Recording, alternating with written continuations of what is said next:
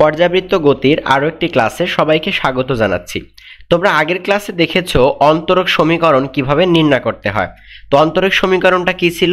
এই যে দেখো, D square X by DT square plus omega square X equal to 0। এই ইকুয়েশনটাকে বলা হয় সরল দোলন গতির ডিফারেন্সিয়েশন বা অন্তরীকরণ সমীকরণ। তো এই সমীকরণের সমাধানটা আমরা আজকের ক্লাসে নির্ণয় করব। তো প্রথমে কি করতে হবে দেখো, এখানে একটু খেয়াল করো, D square X by DT square plus omega square X equal to 0। তো D square X by DT square এটার মিনিং হচ্ছে এক্সকে অর্থাৎ সরণকে টাইমের রেসপেক্টে কয়বার ডেরিভেটিভ করা হয়েছে? দুইবার ডেরিভেটিভ করা হয়েছে। তো দুইবার ডেরিভেটিভের মানে হচ্ছে এক্সকে প্রথমে টি এর সাপেক্ষে একবার ডেরিভেটিভ করে ওই রেজাল্টটাকে টি এর সাপেক্ষে আবার ডেরিভেটিভ করা। বুঝতে পারছি?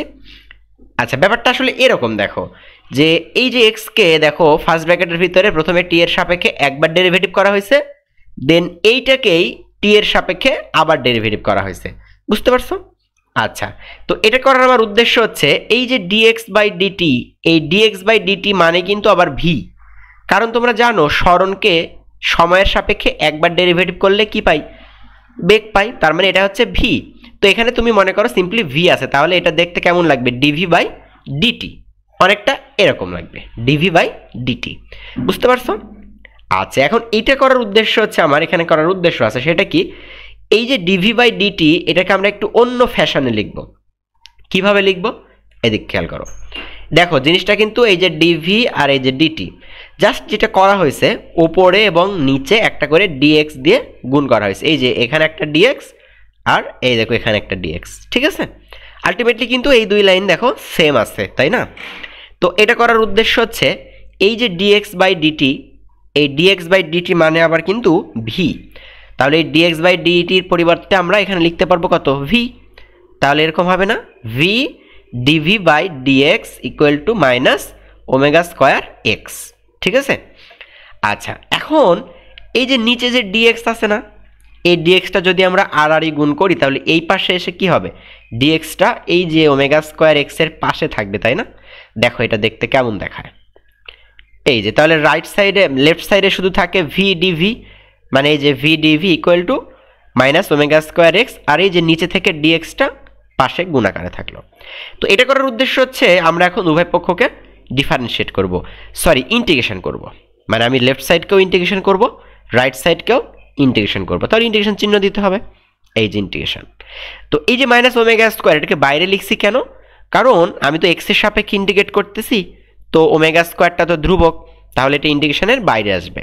তাহলে V DV equal to minus omega square integration X DX. So এখন তোমরা যারা ম্যাথে পড়েছো ইন্টিগ্রেশন, তো তারা বুঝতে পারতেছো যে ভি এর সাপেক্ষে যে ভিকে ইন্টিগ্রেট করব, তাহলে ভি এর উপরে পাওয়ার কত আছে? 1 আছে। তাহলে কি হয়? ইন্টিগ্রেট করলে পাওয়ার উপরে একবারে, নিচে আবার ওটা দিয়ে ভাগ হয়। তার মানে V to the power 1 plus 1 মানে V to the power 2 divided by নিচেও 2 হবে, মানে ভি স্কোয়ার বাই 2 হবে, সোজা কথা। আবার এখানেও যদি খেয়াল করো এক্স এর উপরে পাওয়ার 1 আছে না, তাহলে কত হবে? এখানে এক্স স্কোয়ার বাই 2 হবে। তাহলে ওভারঅল ইন্টিগ্রেশনের পরে V square by 2 equal to minus omega square X square by 2। এই সিটা কি? এই সিটা হচ্ছে কনস্ট্যান্ট, কারণ ইন্টিগ্রেশন করার পরে একটা কি আসে? সমাকলনীয় ধ্রুবক আসে, তাই না? এইটা হচ্ছে মূলত আমরা ইন্টিগ্রেশনের পরে পাইলাম। এখন খেয়াল করো যে আমাদের যে পর্যাবৃত্ত গতির যে সিম্পল হারমোনিক মোশনের এক্সাম্পলটা ছিল, ধরো এখানে সরল দোলকে চিন্তা করো। তো তুমি যদি এই ববটাকে বা এই বস্তুটাকে এই দিকে নিয়ে যাইতে যাইতে ধরো বি সিতে নিয়ে গেলা, তারপরে বিতে নিয়ে গেলা, তাহলে বিটা কি ওর ম্যাক্সিমাম সরণ না? বিটা হচ্ছে ওর ম্যাক্সিমাম সরণ। তো বিতে নিয়ে গিয়ে তুমি কি করবে? এটা ছেড়ে দিবে না? এটা ছেড়ে দিলে তখন তো আবার এটা এভাবে দুলতে থাকবে, তাই না? তাহলে ওই যে বিতে নিয়ে গিয়ে তুমি যে ছেড়ে দিলে, একটু সময়ের জন্য বিতে তার বেগ 0 হয়ে গেছে না? মানে তুমি এখান থেকে জাস্ট চিন্তা করো, এ থেকে ওকে আস্তে আস্তে টান দিয়ে নিয়ে গেছো বিতে, নিয়ে গিয়ে তুমি এখন ছেড়ে দিবে, তাহলে ওই যে একটু সময়ের জন্য হইলেও বিতে গিয়ে তার বেগ কি হবে? 0 হবে না? তার মানে এখানে তুমি যদি সরণ ম্যাক্সিমাম ঘটাও তাহলে তার বেগ হবে 0, এটা মাথায় রাখবে কথাটা। তো এখন সরণ মানে কি? এক্স না? আর এই যে ম্যাক্সিমাম সরণটাকেই কিন্তু বলা হয় বিস্তার। আমি আগের ক্লাসে বলেছি যে সাম্যাবস্থা থেকে কোনো একটা বস্তু কোনো একদিকে সর্বোচ্চ যে দূরে যায় সেটা কি? বিস্তার। তার মানে সরণ যদি তোমার বিস্তারের সমান হয় তখন বেগ কত হবে? 0 হবে। এই কথাটাই আমি এখানে ইমপ্লিমেন্ট করব যে এক্স যদি এ হয়, তার মানে সরণ যদি ম্যাক্সিমাম হয়, আর ম্যাক্সিমাম সরণটাকে কি বলে? বিস্তার। ঠিক সেই মুহূর্তে আমাদের বেগ কত হয়? বেগ হয় 0। তাহলে এই দুইটা ভ্যালু আমরা এখন এই ইকুয়েশনে ইমপ্লিমেন্ট করব। মানে কি করব? এক্স এর পরিবর্তে আমি এ লিখব, আর ভি এর পরিবর্তে 0 লিখব। এটা কেন লিখব আমি এটার ব্যাখ্যা এখানে দিলাম তোমাকে। আচ্ছা, তো এখন খেয়াল করো, এইটা পাইছিলাম আমি কি ইন্টিগ্রেশন করার পর। সো এখন এখানের ভি এর মান কত আমি বললাম? 0। তাহলে 0/2 করলে কত হবে ভাইয়া? 0 হবে। আর রাইট সাইডেই যে এক্স, এক্স এর পরিবর্তে কি লিখবো আমি? বিস্তার লিখবো এ। তাহলে দেখো তো, এই যে 0 = -ω² a²/2 প্লাস কত? সি। তো এখান থেকে আমি সি এর মানটা আলাদা করব। অর্থাৎ এই যে -ω² a²/2, এটার আগে মাইনাস আছে, এটাকে মনে করো এই পারে দিয়ে দেবো। তাহলে সি এর মানটা কত থাকবে? এই যে এইটাই জাস্ট এ পারে আসার পরে এটা প্লাস হয়ে যাবে। অর্থাৎ সি এর মান হবে ω² a²/2। তো এই যে সি এর মানটা আমি পাইলাম, এখন তুমি বলো তো এই সি এর মানটা আমি কোথায় বসাবো? এই যে দেখো, আমি যে এখানে ইন্টিগ্রেশন করে রাখছিলাম না আগের স্লাইডে, v²/2 = -ω² x²/2 প্লাস সি। এই সি এর জায়গায় এখন আমি সি এর ভ্যালুটা বসাই দিব। তো সি এর ভ্যালু কোনটা ভাইয়া? সি এর ভ্যালু এই যে এটা, যেটা আমরা মাত্র দেখালাম। এই দেখো, সি = ω² a²/2। তো এটা যদি বসাও, এই যে দেখো তো, এই যে দেখো ω², এখানে কি বসার কথা ছিল? সি বসার কথা ছিল। তো সি না লিখে আমি এখন এই যে সি এর এই মানটা এখানে বসাই দিলাম, অর্থাৎ ω² a² কত? 2।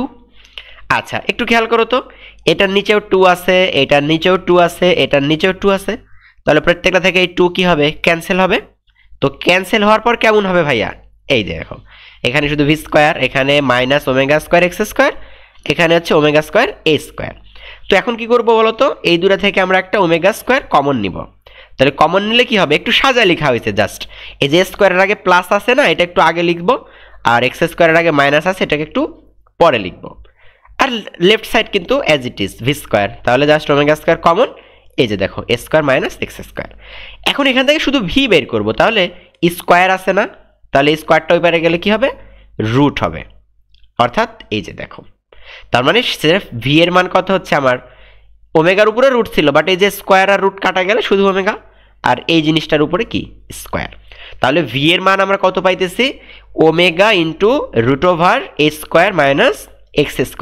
তো এইটা তোমার কিন্তু মনে রাখতে হবে, কারণ একটা সিম্পল হারমোনিক মোশনের ভি এর মানের সূত্র কিন্তু এটা, ω × √a² - x²। ওমেগা দ্বারা বোঝাচ্ছে কৌণিক কম্পাঙ্ক, এ দ্বারা বোঝাচ্ছে বিস্তার, এবং এক্স দ্বারা বোঝানো হচ্ছে সরণ। তো ওকে, তাহলে এটা দিয়ে আমাদের পরবর্তী কাজ কি একটু খেয়াল করো। এইটা আমরা পাইলাম, তাই না? v = ω √a² - x²। সো তুমি একটু চিন্তা করো তো, এই যে ভি মানে আবার কি আমরা জানি? ভি মানে কিন্তু সরণকে টি এর সাপেক্ষে একবার ডেরিভেটিভ করা, অর্থাৎ v = হচ্ছে dx/dt। তাহলে ভি এর পরিবর্তে আমরা কি লিখতে পারবো এখানে? দেখো তো, dx/dt।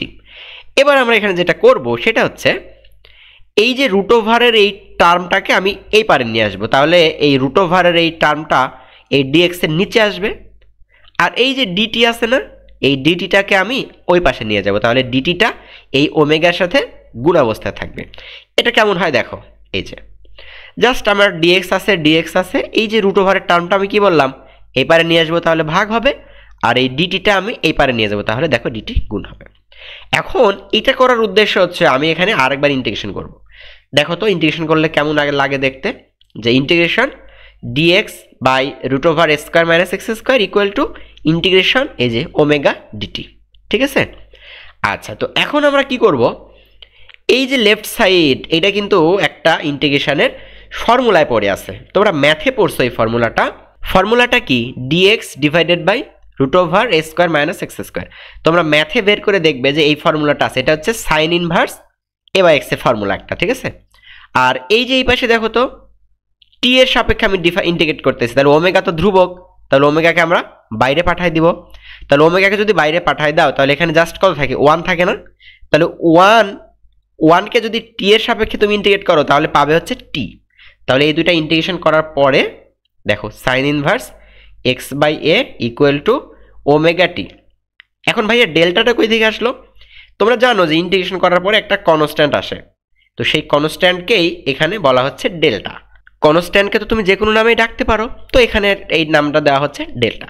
ওকে, এবার একটু খেয়াল করো, এই যে এই পাশে আছে সাইন ইনভার্স, তাহলে সাইন ইনভার্সটা যদি তুমি ডান পারে পাঠায় দাও তাহলে এটার সামনে জাস্ট সাইন থাকবে, তাই না?